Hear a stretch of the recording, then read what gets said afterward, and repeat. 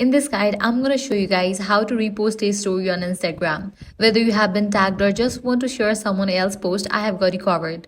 First, if someone has tagged you in their story, launch your Instagram and navigate to the chats page.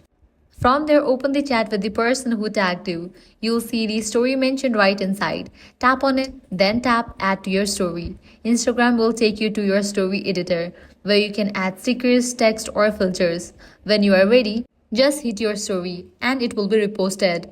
Second thought, if you're not tagged, you will need permission from that person first. Once they say yes, open their story and take a screenshot. Then go back to Instagram and tap the plus icon to create a new story. Select the screenshot from your gallery, customize it however you like, and tap your story. Now it's posted, and that's it.